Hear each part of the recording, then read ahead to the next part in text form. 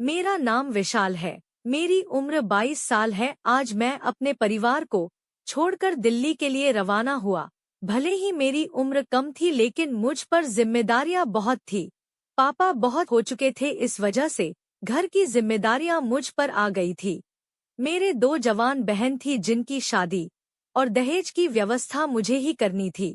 गांव में रहते हुए मुझे अच्छी नौकरी नहीं मिल रही थी, बस घर का खर्चा चल जाए ऐसी छोटी नौकरी थी। मुझे ज्यादा पैसे चाहिए थे, इसलिए मैंने शहर जाने का फैसला किया। तभी मेरी नज़र हमारे घर पर गई जिससे मम्मी पापा ने बहुत ही मेहनत से बनाया था।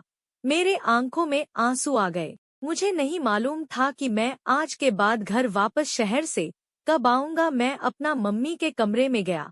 मम्मी पापा की तस्वीर को लेकर बैठी हुई थी। उनकी आंख से आंसू निकल रहे थे। बहनें भी उनके पास ही उदास बैठी हुई थी। मैंने अपना आंसू छुपा लिए। मैंने अपनी माँ को सीने से लगाया। मैंने कहा, मम्मी मुझे इस तरह रोक कर विदा मत करो। भगवान से प्रार्थना करो कि मैं कामयाब होकर लौटूं। अगर मुझे वहाँ अच्छी नौकरी मिल गई तो मैं आप तीनों को अपने पास ही बुला लूंगा। आपको फिक्र करने की जरूरत नहीं है। माँ मेरी बात सुनकर और रोने लगी। मैंने तीनों को अलविदा कहा और दिल्ली के लिए रवाना हुआ। मैं बस स्टॉप पर पहुंच गया था। अचानक मुझे ऐसा महसूस हुआ जैसे कोई मुझे देख रहा है। मैंने यहाँ वहाँ देखा तो मेरे करीब कोई नहीं दिखा। मेरी बस आ चुकी थी। बस में बैठ गया। आज पहली बार मैं अपने गांव से दूर जाने वाला था। ऊपर वाले के भरोसे से अपनी माँ बहनों को छोड़कर आया था। मुझे बस एक ही डर था कि कहीं मेरी बहनें या मेरी माँ किसी गलत नज़र में न आ जाए, क्योंकि हमारे मोहल्ले वाले भी अच्छे नहीं थे। अगर कुछ हो जाता तो वह लोग भी साथ नहीं देते। बस चल रही थी, लेकिन मुझे अभी भी ऐसा ही लग रहा था जैसे कोई मुझे देख रहा है। मेरे पास में एक आदमी बैठा हुआ था, लेकिन मैं उसे पहचान नहीं पाया कि वो कौन है। मैं रात के 9 बजे के करीब शहर पहुंच गया।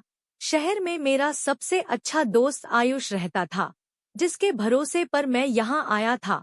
उसने मुझे अपने घर का एड्रेस दे रखा था। मैं फौरन उसके घर पहुंच गया। मैंने उसे जब बाहर बुलाया तो उसने मेरा स्वागत किया।